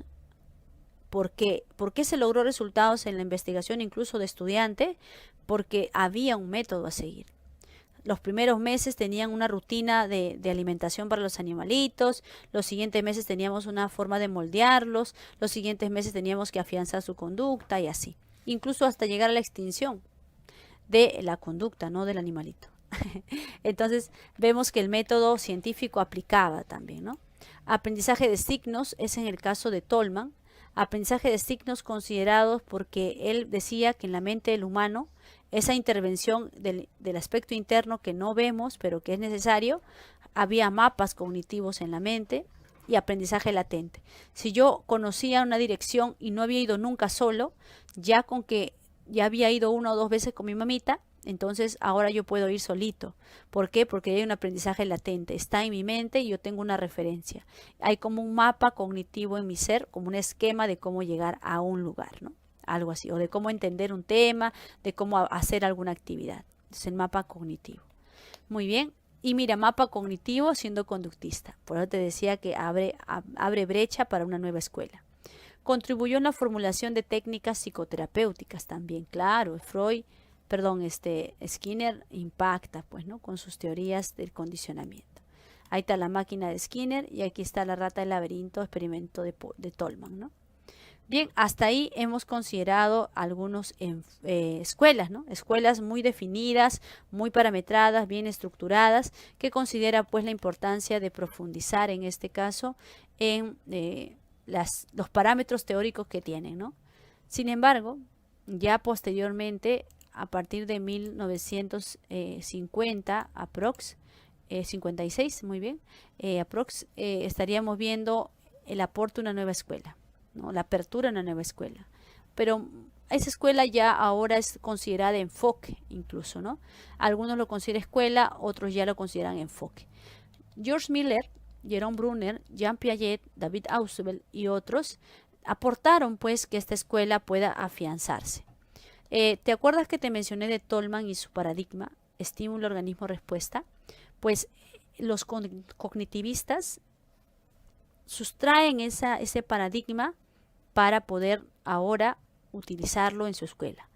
Y en este caso, ellos consideran que el organismo es un aspecto del ser humano que es como una máquina transformadora de información. Justamente ellos hicieron la analogía entre aspectos de la mente del hombre y la computadora. Por eso dice la influencia de la inteligencia artificial, ¿no? O sea, hace un cambio de una perspectiva, en este caso más humana, a una perspectiva más tecnológica incluso, por el aporte del aspecto de la computación. Y ellos consideran que pues información entra, pero mira qué sucede. Esa información que entra son datos en cantidad, pero cuando ya lo filtra mediante la atención, ese dato se vuelve información. O sea, ese contenido sensorial se vuelve un dato informativo. Y esta información viaja por todos los procesos mentales, percepción, memoria, pensamiento, y luego llegará a una toma de decisiones. Y cuando hay toma de decisiones hay un output, una salida. ¿Y cuál es la salida output? Mayormente una conducta, ¿no? Tomar decisiones output, conducta. Eso quiere decir que el cognitivismo no está, pues, en todo caso, aislado, exento de la conducta. O sea, también hay referencia a la conducta, pero no es su estudio a profundidad a la conducta, ¿no? Sabe que existe una respuesta como conducta después de la toma de decisiones, pero ellos afianzan, profundizan más en lo que pasa en la mente del hombre, ¿no? En el aprendizaje, por ejemplo. Según los constructivistas, que son cognitivistas en su mayoría, como por ejemplo Ausubel y Bruner, muy reconocidos, algunos consideran a Piaget también. Todos ellos consideran que la mente es como una pared que se va construyendo, ¿no? Por eso le dicen estructuralismo, una estructura, una construcción. Y eso hace que ellos se enfaticen en temas de la psicología de aspectos cognitivos, ¿no? Ellos estudian los procesos cognitivos a través de pruebas psicométricas, a través de experimentos, a través de observación. ¿Y qué han logrado? Bueno, podríamos decir, aprovechado los avances de la inteligencia artificial y sus investigaciones, han teorizado el aprendizaje como significativo descubrimiento, Ausubel, ¿verdad? Ausubel y Bruner. Teorías ya de las que justamente hemos estudiado, ¿no? muchas teorías de las que estamos estudiando ahora, que son pues percepción, memoria, todo eso está dentro de la teoría, ¿no?, que se investiga. Terapia racional emotiva, considerada pues una terapia prevista para enfrentar en este caso nuestros pensamientos, ¿no?, y darle un cambio a nuestra perspectiva de la forma de pensar. Esquema, el esquema que queremos considerar es estímulo, organismo, respuesta, ¿no?, el que te mencionaba que proviene desde Tolman. Oposición al conductismo, ¿no? Claro, porque el conductismo decía caja negra o no quiero trabajar esto, pero cognitivistas le dieron oídos a los que eran neoconductistas y consideraban pues que podía haber probabilidad de conocer algo de la persona que hace la transformación, ¿no?, y ellos lo aplican. Muy bien, y ahí vemos el cognitivismo, ¿no? Cognitivismo. Ahora, en 1960, Abraham Maslow, fundador del humanismo y también director general o presidente de la APA en su tiempo. Carl Rogers también es un humanista. El objeto de estudio, y como te había mencionado que venía de la Gestalt el asunto, persona de manera holística. O sea, el estudio de la persona de manera holística, su potencial de desarrollo, su capacidad de resiliencia, de salir adelante, ¿no? Todo esto está estudiado ahora por el humanismo. Método suele ser dialogado y evitar ser directivo, ¿no? O sea, el método es más un diálogo y evitar indicaciones, ¿no? Ellos tratan, los humanistas tratan de darte a ti la pauta, no de lo que tienes que hacer, sino para que descubras qué es lo que quieres hacer. Una orientación, más que una consejería, el humanista es un orientador. ¿Qué es un orientador? Es alguien que te da las pautas, no para lo que tengas que hacer, sino para que descubras qué quieres hacer. Algo así. Algo como decía, ¿no? El mejor profesor no es aquel que hace las mejores clases o que conoce mucho, sino es aquel que logra que los estudiantes aprendan más, ¿no?, por ejemplo. Entonces, justamente el psicólogo de humanismo acepta la terapia centrada en el cliente, no le llama paciente sino cliente, porque el paciente es el que recibe indicaciones del doctor, el cliente es el que tiene la razón, el que puede entenderme, estamos en un nivel casi cercano, donde él pues manifiesta su situación, sus dificultades y yo puedo hablar con esa persona. Trabajó el tratamiento face to face, mirándote, ¿no?, para que no sea indirecto. Ahora, esta terapia permite que el psicólogo no dé indicaciones de lo que debe hacerse, sino que le brinde pautas para acercarse a su propio propósito, porque considera que cada ser humano tiene su propia perspectiva, su propia visión, su propio propósito, ¿no?, por decirlo así. Ahí vemos la autonomía, la realización personal, el proyecto vital, autocontrol, autoestima, todo lo que está relacionado al humano en una manera más consciente, son aportes que el humanismo sigue generando. Bien, ¿y qué más nos menciona aquí?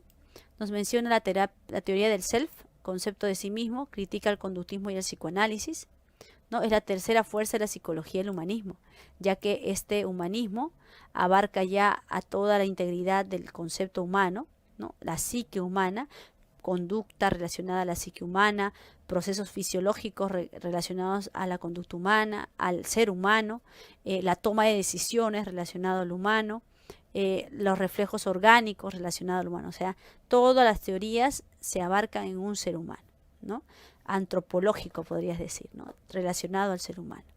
Entonces, el humanismo es una teoría psicológica que aborda la totalidad, ¿no?, la totalidad del humano, cómo se percibe en totalidad. Muy bien. Bien, análisis cerebro-mente y autocrecimiento personal. Muy bien, y otro enfoque que también es interesante, ¿ya?, es de Donald Gepp. Él estudia y profundiza lo interesante que el humano tiene en el cerebro, ¿no? Se dice que la biopsicología es el aspecto biológico de la psicología, ¿no? La neurociencia es el estudio más magno, pero la biopsicología es una ramita, por decir, es un espacio trabajado en la neurociencia. ¿Qué estudia? Estudia el comportamiento humano y animal a través de la psicología o los principios de la biología, ¿no? La biología es la materna o la base y la biopsicología es la mezcla de ambos, ¿no? Pero la base va a ser la biología y la neurociencia que te mencionaba. Todo ha sido gracias a experimentos, estudios de casos, ¿no?, necesarios, y qué aportes han brindado. Por ejemplo, el estudio de los procesos emocionales. ¿Ya? Se ha buscado reconocer teóricamente cómo es estos procesos, ¿no?, a nivel de, en este caso, los animalitos, por ejemplo. Efectos del daño cerebral y la cirugía animal. Ahora, tú recuerdas, por ejemplo, aquí dice, ¿no?, la sinapsis cerebral se fortalece en activarse en forma contigua en tiempo y espacio. Esta conexión crea cambios en la estructura cerebral y que desarrolla redes neuronales. Es decir, mira, cuando nosotros consideramos que en este caso la psicología que tiene el enfoque biopsicológico va a tomar en cuenta el aspecto neurológico, la investigación del sistema nervioso, la investigación a profundidad de algunas reacciones hemisféricas, y justamente habla de la sinapsis, ¿no?, la capacidad de conexiones entre neuronas, pero también abarcaría, por ejemplo, aspectos de la plasticidad cerebral. Tú recuerdas que en algún momento cuando hablábamos, por ejemplo, tal vez del tema de memoria, tal vez de base biológica, se habla de la plasticidad cerebral. ¿Qué quiere decir eso? La capacidad que tiene nuestro cerebro, hemisferio con hemisferio, de conectarse y asumir funciones. Por ejemplo, imagínate donde la lupa está acercándose, hubiera un daño en la área temporal derecha, en este caso me parece. Si es que hubiera un daño en esa área, pues, y se lesiona de tal punto que ya no tiene respuesta, el otro lado, que es el hemisferio izquierdo temporal también, va a asumir los roles o las funciones necesarias que ha perdido en este tipo de daño cerebral. Por eso, cuando las personas son operadas en su cerebro, al principio las conexiones hacen que no tengan una fluidez en su pensar, una fluidez en sus conductas. Pero al pasar los meses, al pasar los años, el cerebro se reconecta y tiene la capacidad de regenerarse en funciones. Tal vez no en estructuras, volver a la vida, las células no, pero sí volver a funcionar esas actividades todavía. No será la misma magnitud que el temporal derecho tenía, pero sí asume grandes puntos de importancia en el funcionamiento del hemisferio izquierdo, ya que él asumiría el rol del derecho también, ¿no? No todo, sino del área dañada. Muy bien, entonces eso sería, por ejemplo, otro aporte biopsicológico de Donald Gebb. Muy bien, así es, jovencitos. Entonces hemos tratado pues de poder afianzar un poco más tu conocer con respecto a la psicología, especialmente los enfoques y las escuelas, ¿no? Esperando haber aportado pues en tu conocer. Estaríamos terminando en este aspecto la teoría de enfoques y la teoría de escuelas, ¿no? Claro, también antes de culminar quisiera decirte que hay escuelas que ahora han desarrollado enfoques, ya no escuelas netamente. Por ejemplo, el psicodinámico, el enfoque psicodinámico proviene de base de teoría psicoanalista. Entonces, el enfoque psicodinámico es un enfoque que se ha desarrollado mediante las teorías psicoanalistas, pero que tienen mayor abordaje en otras aristas también. Pero la base teórica es el psicoanálisis. Entonces, no te olvides que también existe la psicodinámica, que es el enfoque orientado pues al aspecto de la psique inconsciente del hombre, pero con ciertas remodelaciones de teoría, ¿no?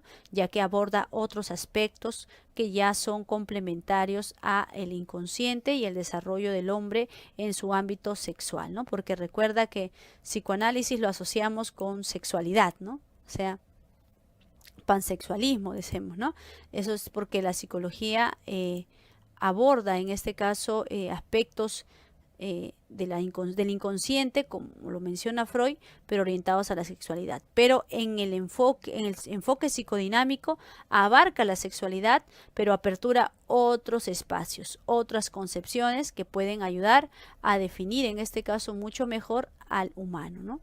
Bien chicos, entonces habiendo concluido pues con este espacio, ya habiendo reforzado también lo psicodinámico, nos vamos a despedir, no sin antes recordarles que pues la siguiente fase que les toca, en este caso van a ser las preguntas, y hay una variedad pues de preguntas por cada un punto que se dé. Y yo pues obviamente voy a estar reforzando de repente en lo que se me posibilita el contenido, ¿ya? Entonces vamos a seguir revisando las escuelas, a profundizar un poquito más, dándole hincapié a los objetos de estudio, a algunos aportes y las fechas y los representantes, ¿no? Que eso determina mucho el avance. Muy bien chicos, entonces nos retiramos de este espacio y vamos a la siguiente parte. Muchísimas gracias chicos, que tengan un buen día. Bien, ¿cómo están jóvenes? ¿Qué tal? Vamos a dar inicio a la práctica de esta semana, ¿ya? Muy bien, empecemos entonces por la primera pregunta. Dice, enfoques psicológicos. Primera pregunta. La solución de problemas en los chimpancés fue estudiada por Tenerife y concluyó que estos simios aprenden por descubrimiento súbito o insight. Sus investigaciones aportaron en la escuela. Bien. Primera instancia, creo que lo hemos mencionado en anterior oportunidad, que la escuela que atiende el tema del insight es la escuela Gestalt, ¿no? Entonces tendríamos dos personajes, Kohler y Kafka, porque ambos son Gestalt. Pues en sí, Kohler es aquel que realizó investigaciones con animales. Algo muy importante es que la psicología ha ido avanzando en su desarrollo científico justamente gracias a los experimentos que se han realizado con animales. Por ejemplo, Sondheim, que hizo el experimento ensayo y error, lo hizo el ensayo con un gato, ¿no? En el caso de Pavlov, lo hizo con unos perros. En el caso de Skinner, lo hizo con ratones y con aves. Y en el caso de Kohler lo hizo con chimpancés. Ahora, en el caso de Kohler hay dos tipos de experimentos que voy a mencionar. Un experimento es cuando Kohler, o en todo caso el experimentado, que era el sujeto experimental, que era un chimpancé llamado Sultán, se le colocó en una jaula, ¿no? Y se le puso un palito, una varita pequeña y una varita más grande. Esas dos varitas estaban separadas, pero tenían una propiedad en la cual se pueden juntar, ¿no? O sea, había un elemento que permitía que se juntara, pero se lo dieron separado. Y pusieron una mano de plátano distante de él, al tamaño de los dos palitos, ¿no? Así que separado nunca llegaría. Entonces, como todo animalito, Sultán trató de, con una pata, con la otra pata, con medio cuerpo, ¿no? Y nada. Agarró el palito pequeño, trató de traerlo, no lo logró. Agarró el palito grande y nada. Entonces él estaba buscando así cómo encontrar qué hacer y en eso se ilumina. Eureka, súbito, insight, una idea, una luz. Agarró los dos palitos, lo unió. Se unió porque tenía una forma de unir también. Entonces él trajo con ese palito largo sus plátanos y los consumió. Entonces quiere decir que él comprendió súbitamente cómo debería o podría tener una solución. Así también, aquí tú puedes ver en el año 1917, ¿no? Se hizo una investigación y también se dio aportes, que vamos a ver aquí. Wolfgang Kohler, en su libro La mentalidad de los simios de 1917, demostró que los chimpancés podían resolver problemas por insight, ¿no? Perspicacia, dice, en la cual, en este caso, el chimpancé descubre o comprende de manera súbita las relaciones de los elementos o partes que conducían a la solución del problema y por ende no eran producto de un ensayo y error a ciegas del tipo de Sondheim, ¿no? Esta investigación aportó a la escuela Gestalt por su concepción holística en la solución de problemas, ¿no? Con la inteligencia. Ya, mira, también hay otro experimento que voy a tratar de explicarlo para fundamentar. Había una cantidad de simios colocados en este espacio y había racimo de plátanos aquí, ¿no? Una mano de plátanos. Y los simios trataron de saltar y llegar, pero no podían. Entonces encontraron por ahí una caja y lo pusieron debajo. Y saltando encima tampoco llegaba. Así que en un momento dado, intentando por aquí, intentando por allá, subieron una caja encima. Y súbitamente su mente intentó hacer algo, subió una caja encima y el monito subió encima de esa caja y sacó los plátanos para todos. Ahora, ese fue uno de los otros experimentos que ellos usaron para poder saber si había ese tipo de apreciación total de la solución del problema, ¿no? O sea, como una luz que se ilumina y ordena todo, ¿no? Y ahí ve la solución. Entonces, el aprendizaje por insight planteado por Kohler era una forma súbita de comprensión de las cosas totales para dar una solución. Y por ende, aquí la clave pues apropiada sería barquito, ¿no? Kohler y la Gestalt. Muy bien, ya tenemos la pregunta 1. Vamos pues a la pregunta número 2. A ver, la propuesta, los procesos mentales o de la conciencia, en caso de que existieran, ¿a quién podría decir en caso de que existieran los procesos de la conciencia o mentales? No podrían estudiarse científicamente. Principalmente fue realizado por, bueno, tú sabes que el fundador del conductismo es John Watson, ¿verdad? Y él no quiso estudiar la conciencia porque era inobservable y no había facilidad de saber más de ella. Entonces decidió pues estudiarlo en este caso mediante la conducta, ¿no? Entonces la psicología se estudió mediante la conducta. Y ahora uno diría, ¿por qué pues este personaje conductista tenía esa postura? Muchos alegan que tenía influencia positivista. No podemos afirmarlo al 100%, pero por sus posturas parece ser influencia positivista. Entonces, ¿quién menciona esta frase? Es un conductista. Vamos a conocer un poquito cuál es la postura influencia positivista. Dice, el conductismo se gestó bajo la influencia dominante del positivismo, cuyo principal exponente fue Augusto Comte. Planteaba que la ciencia debe estudiar aquello que sea observable. ¿No? Claro, porque tú te acuerdas que dentro de los desarrollos supuestamente planteados por Comte, el desarrollo más avanzado era el desarrollo positivo, que es donde la ciencia ha sido desarrollada y profundizada, ¿no? Pero esa ciencia obviamente va a estudiar todo lo que se observa, todo lo que se mide, ¿no? Y justamente eso hace Watson, ¿no? Watson elige un elemento que puedo medir, que puedo comprobar, que puedo modificar, ¿no? Descartado de la ciencia aquello que no sea, pues, en este caso, observable, que carecen de comprobación experimental.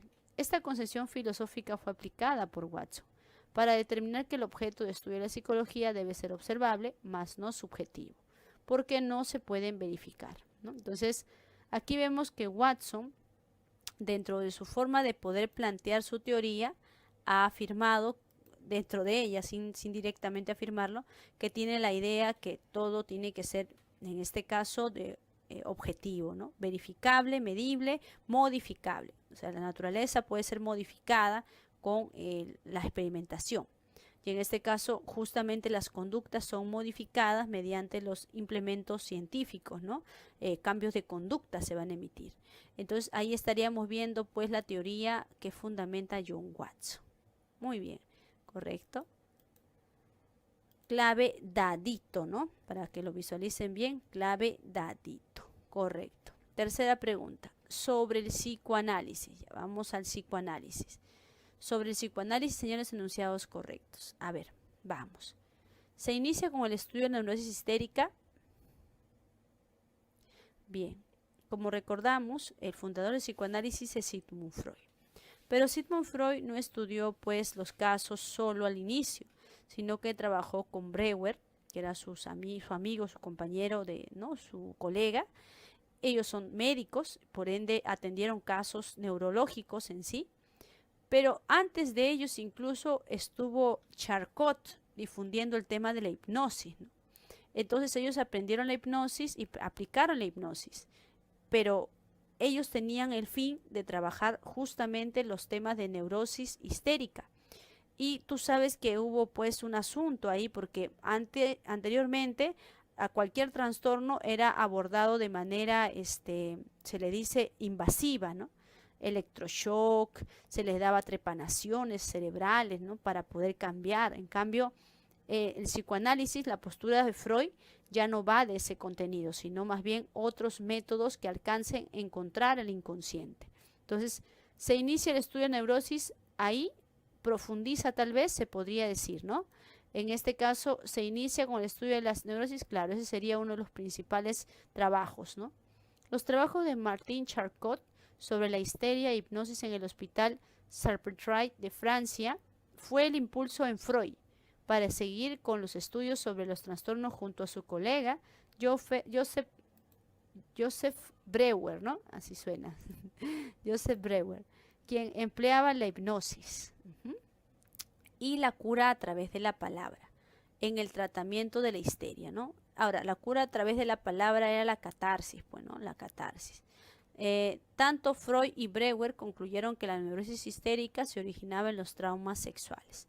En 1895 se publicó el libro Estudios sobre la histeria. Todo ello condicionó al inicio del psicoanálisis, ¿no? El estudio sobre la histeria se lo hicieron Breuer con Freud.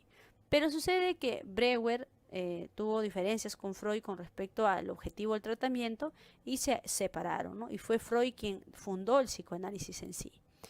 Propuso el término catártico y justamente ahí va el punto, ¿no? La catarsis es la propuesta del término de Breuer. O sea, Breuer es quien planteaba la importancia de la catarsis, ¿no? Charcot hablaba de hipnosis, Breuer de la catarsis.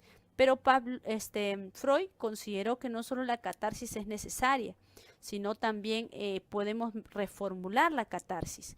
¿Cómo es eso? Lo que pasa es que él plantea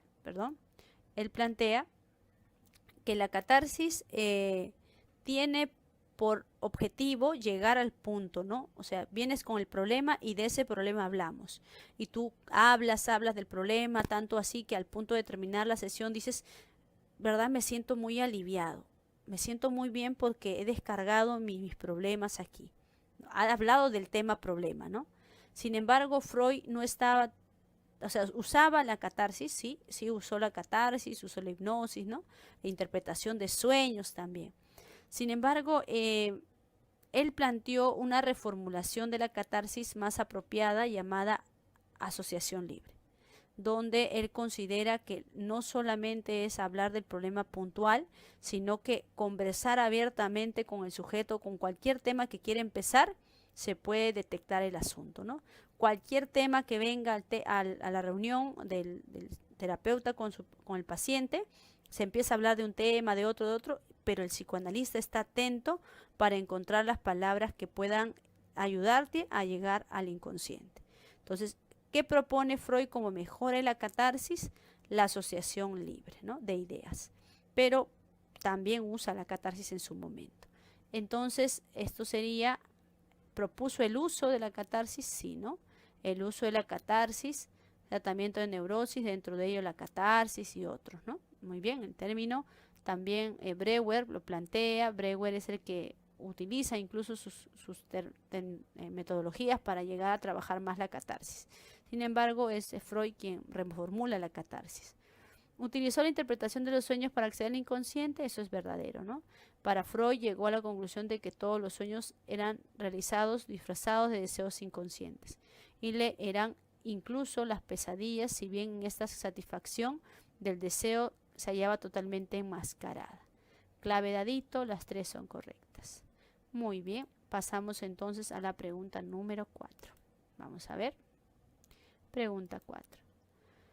Relacione correctamente las columnas. A ver, vamos a relacionar las columnas. Dice, en primera instancia, estudió la percepción del movimiento aparente denominado fenómeno phi. Ya, si hablamos de percepción, estamos hablando de la Gestalt, ¿no? Y en este caso del fenómeno phi específicamente, tenemos tres personajes, Kohler, Kafka, Wertheimer y otros, ¿no? En este caso, Wertheimer es el que trabajó el tema del fenómeno phi. Así que la 1 sería avión, ¿no? Así, a ver, espérate, no, la 2 sería avión. Y si la 2 es avión, tenemos dado, ¿no? Vamos a ver qué más podemos decir. Propuso el pensamiento era una forma de habla subvocal. Ya, mira, por ejemplo, la conducta nuestra al hablar es una conducta. Al hablar nosotros movemos músculos todos, ¿no? Hablar a alguien. Pero cuando nosotros pensamos, o sea, meditamos, es como si habláramos hacia adentro. Entonces nosotros manifestamos conductas cuando hablamos hacia adentro. ¿Cómo? Bueno, se ha estudiado, los conductistas plantean que hay movimientos, por ejemplo, musculares internos y también aún la vista. Por ejemplo, cuando tú estás pensando, estás mirando arriba. Cuando tú estás pensando, estás de repente con la mano en el mentón. O sea, de todas maneras hay un movimiento y también incluso internamente los músculos también y se muestran que hay un habla por dentro, ¿no? O sea, de todas maneras, aunque no hablamos hacia afuera, el hablar hacia adentro también modifica conducta, según refiere Watson, ¿no? Que es conductista. Entonces, el pensamiento para Watson era un habla subvocal. O sea que todo lo que nosotros expresábamos ahora es hacia adentro, igual hay movimiento de la conducta, ¿no? Muy bien. Entonces sería 1B, ¿no? 1B. Sigue siendo la D. Vamos a ver. Sí, parece que sí. Y planteó que la conciencia es un producto de la adaptación. Ya, tanto James como Dewey consideraron que la conciencia permite la adaptación. Entonces, clave es dadito al parecer. Vamos a ver. Watson, la primera, consideró el pensamiento era equivalente al habla subvocal o habla silenciosa, ¿no? Aquí nos dice que pensar equivale a hablar con uno mismo, aunque no tenga oralización. Con el fin de demostrar esta hipótesis, intentó registrar los movimientos musculares involuntarios que se llevan a cabo cuando la persona pensaba, ¿no? Muy bien, siguiente. La función del movimiento gestal se da con la publicación de los expertos Max Wertheimer sobre la percepción del movimiento, ¿no? Está bien. Justamente, el fenómeno phi. Consiste en presentar luces que se encienden y se apagan de manera alternada, producto de una ilusión de movimiento. Por ejemplo, cuando vemos letreros luminosos, ¿no? En las marquesinas. Muy bien, y la tercera era C. La conciencia es un producto de la evolución biológica, un instrumento que, como el cuello de la jirafa, se ha ido desarrollando para permitir adaptación en un mundo físico, ¿no? La clave entonces es dadito. Muy bien. Entonces vamos avanzando. Ya tenemos la pregunta 4. Ahora vamos a la pregunta número 5. ¿Ya? Muy bien. Pregunta 5. Ay, dice así. Respecto al humanismo, ya, escuela humanista, enfoque humanista, ya, vamos a escuchar ahí, a ver. Señala la proposición correcta. La persona es más que la suma de sus elementos. ¿Recuerdas que en algún momento te mencionaba que la Gestalt es una escuela que critica el estructuralismo, ¿no? Porque el estructuralismo estudiaba pues a la conciencia por sus elementos, o sea, desgregaba la conciencia y no estaban de acuerdo porque en realidad para conocer a la conciencia tienes que verla como una totalidad, como lo planteó el funcionalismo, ¿no? Entonces podría decir que critica el estructuralismo, se influencia del funcionalismo y la Gestalt está orientada a percibir totalidades, o sea, las cosas que investiga considera que la mente percibe totalidades, holístico, ¿no? Y justamente en un momento te mencionaba la importancia de reconocer que el humanismo tuvo influencia gestal en la totalidad, porque el humanista ve al hombre como un ser total, no lo ve por partes, sino como un ser total. Nuestra conciencia involucra nuestro ser, nuestra forma de pensar, nuestro, en este caso, consciente, inconsciente, nuestro cuerpo, la fisiología, la conducta, todo es un solo ser. Entonces sí se puede decir que la persona es más que la suma de sus partes según los humanistas y también la postura, ¿no? Max Wertheimer influyó en Abraham Maslow, en el enfoque holístico de la psicología, en el cual los sentimientos y los anhelos desempeñaban un papel clave, es decir, estudia a la persona de manera total o integral y no fragmentada, ¿correcto? La persona puede modificar su situación vital, ya algo que también los humanistas consideran muy importante, que cada uno, al margen de lo que vive socialmente, al margen de su aspecto biológico, tiene un factor personal, que es aquel factor que te permite tomar decisiones, ¿no? Y al tomar decisiones podemos modificar nuestra realidad cuando asumimos la responsabilidad de las cosas. Por ejemplo, recuerdo que muchas terapias dicen, ¿no? Cuando tú vas a hablar de un tema, aprender a hablar correctamente, tienes que o sea, tienes que expresarte correctamente.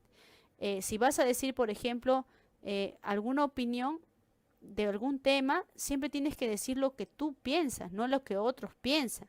Por ejemplo, a nosotros nos parece. No, a mí me parece. Mi postura, lo que yo pienso.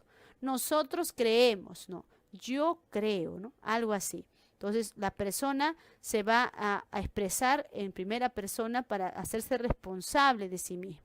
Y así también de lo que piensa y lo que siente. De tal manera que solo tu toma de decisiones, tus acciones modifican la realidad tuya, ¿no? Por ende, en este caso sería correcto. Enfatiza el libre albedrío, la decisión propia, que consiste en la capacidad de tomar decisiones respecto a la vida propia, es decir, que podemos decidir cómo comportarnos independientemente de las presiones ejercidas por los impulsos, ambientes en que vivimos, etc. Por ende, poder transformar nuestra vida. Ahora, perdón, el último dice, el conocimiento aprendido está organizado por estructuras mentales. Ya, eso no puede ser. ¿Por qué? Porque el humanismo involucra la parte de pensar como un ser integral al humano. En cambio, si hablamos de esquemas mentales, estamos hablando más de cognitivismo, ¿no? Cuando hablamos de esquemas mentales es más cognitivista el asunto, ¿sí? Y vamos a ver aquí. Incorrecto. La psicología cognitiva se enfoca en el estudio, ya ves, cómo ocurre el pensamiento, el surgimiento de la inteligencia, etcétera, el cómo se procesa, organiza, almacena y utiliza la información. O sea, este planteamiento es más cognitivista. La clave es 1 y 2. Muy bien, estamos por las 5 entonces. Vamos a pasar a las 6. Sobre el estructuralismo, señala los enunciados correctos sobre el estructuralismo. A ver, alcanzó su máximo desarrollo en Alemania con Titchener. Ya, voy a aclarar. Alcanzó su máximo desarrollo en Alemania con Wilhelm Wundt, ¿no? El maestro, el fundador. Pero Titchener vino de Estados Unidos a ser un estudiante en Leipzig, ¿no? Y pues al final quedó como discípulo de Wilhelm Wundt, pero Titchener defendió su postura en Estados Unidos. Es donde él defiende y difunde también la postura gestal. Por ello es incorrecto. Dice, ¿no? Wilhelm Wundt, con la fundación del primer laboratorio de psicología experimental en la Universidad de Leipzig, permitió darle un carácter científico e independiente a la psicología, mientras que el psicólogo Edward Titchener difundió el trabajo de investigación de Wundt en América. Correcto. Propuso que la conciencia está compuesta por sensación, imágenes y afectos. Bueno, al final el estructuralismo acepta eso, ¿no? Que la conciencia está fragmentada en 3 elementos. Y justamente es correcto, porque Edward Titchener, a través de la introspección, permitió que los observadores puedan estudiar el contenido de sus procesos psicológicos y expresarlos verbalmente al psicólogo. Después de esta investigación, concluyó que había 3 elementos fundamentales de la conciencia, ¿no? Correcto, los que mencionamos. Para acceder, propuso al análisis introspectivo de la conciencia humana. El estructuralismo usó la introspección experimental, ¿verdad? La introspección en un ambiente experimental. Mientras que la Gestalt estudió la introspección sin entrenamiento, ¿no? Mientras que el estructuralismo estudió la introspección con entrenamiento. O sea, no cualquiera podía hacer introspección. Sin embargo, la Gestalt no fue así. La Gestalt sí consideró podríamos decir, el estudio del inconsciente, de la introspección sin preparación, ¿no? Inmediata, pero sin preparación, ¿no? Tú puedes captar algo y describirlo tal cual. No necesitas tener talleres, indicaciones de cómo darte cuenta, ¿no? En cambio, en el estructuralismo sí. Tenías que prepararte para hacer introspección.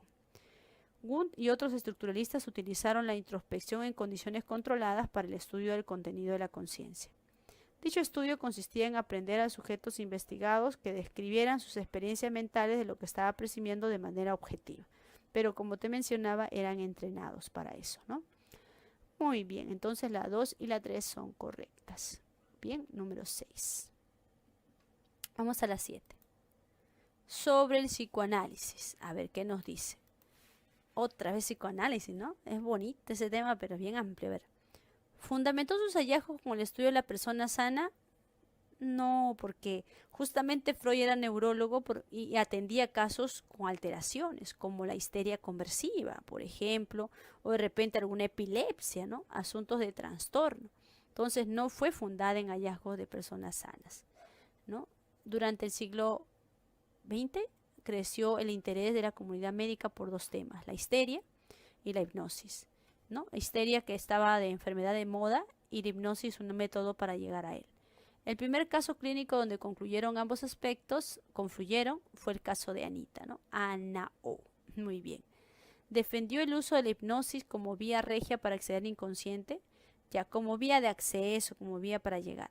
Si bien es cierto, él utilizó la hipnosis, pero él no creó la hipnosis ni defendió la hipnosis como parte necesaria del tratamiento para llegar al inconsciente, sino que él consideró que la vía, acceso o el puente para llegar al inconsciente eran los sueños, no tanto en la hipnosis, o no la hipnosis. Freud llamaba a los sueños psicosis pasajera y modelos de locura de cada noche. También decía era el camino real al inconsciente, vía regia. Estableció el análisis de los sueños como piedra angular del psicoanálisis. Bien. Valoró las experiencias tempranas sobre la personalidad adulta, ya, eso sí te lo había referido también, ¿no? Que para Freud nuestra personalidad es producto de nuestra infancia, y para él la infancia es de 0 a 6 años, o sea, la infancia es más extensa. Ahora nosotros reconocemos infancia de 0 a 3 años, pero Freud consideraba cualquier situación de tu personalidad actual radica de tu experiencia de infancia. Por eso se decía determinista esta escuela, ¿no? Porque ellos prácticamente daban a entender que desde tu infancia tú ya determinas cómo va a ser tu futuro, tu personalidad futuro, ¿no? Entonces, esto sería correcto.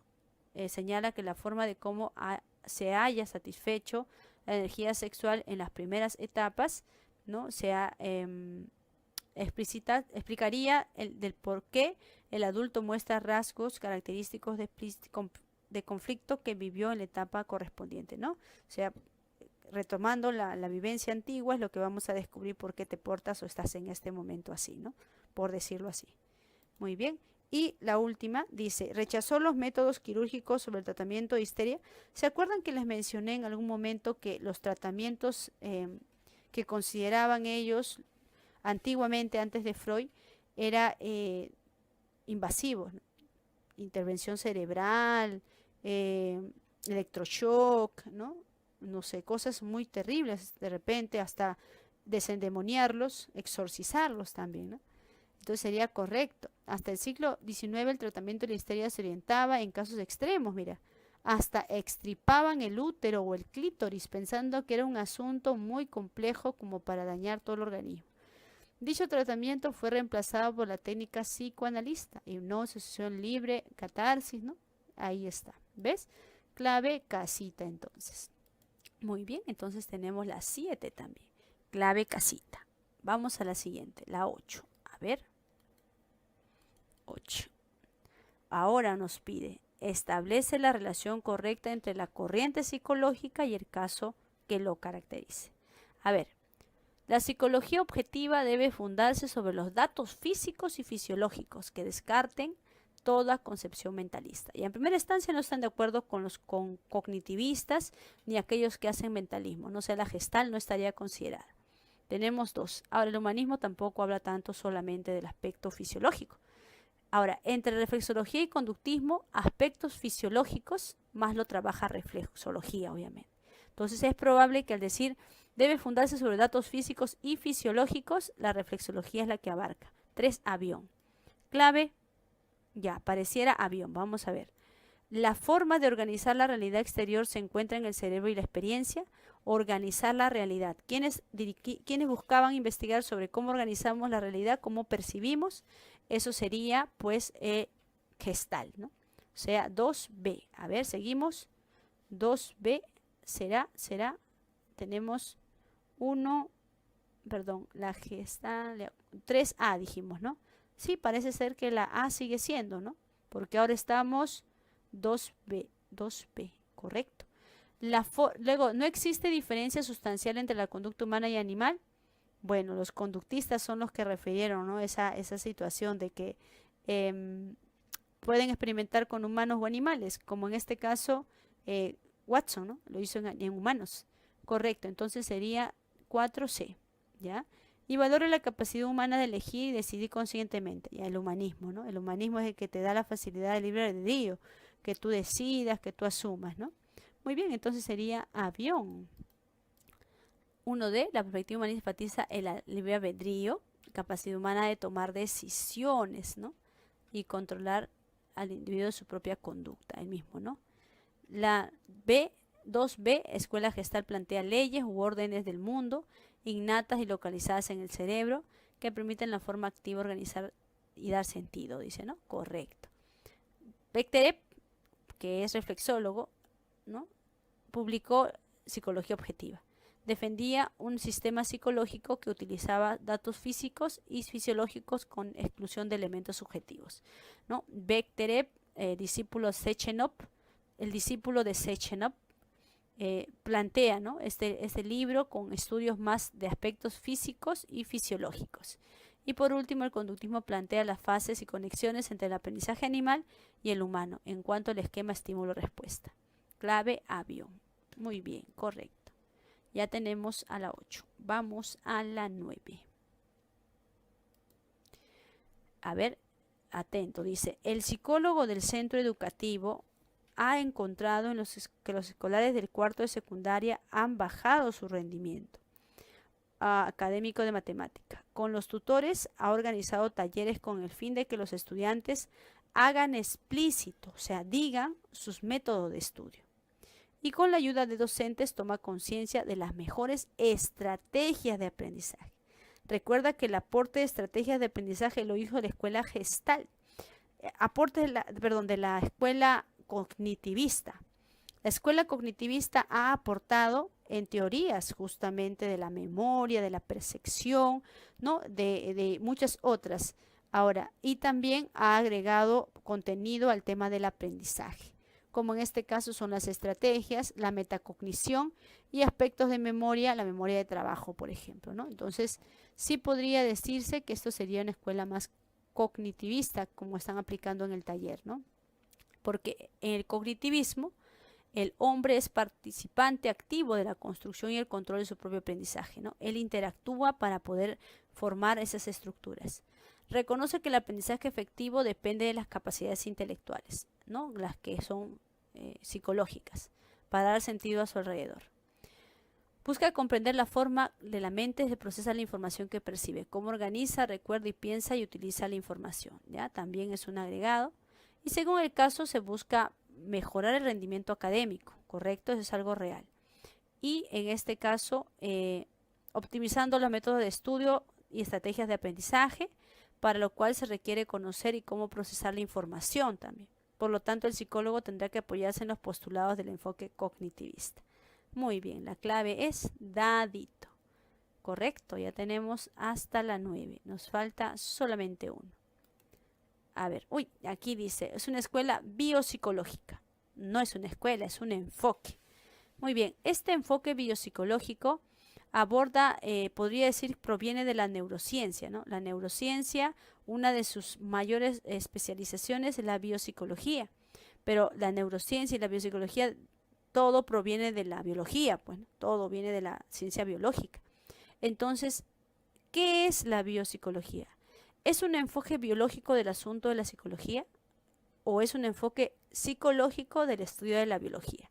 Ya se sabe que la biología es más antigua, abarca más contenidos y una de las ramificaciones es la neurociencia.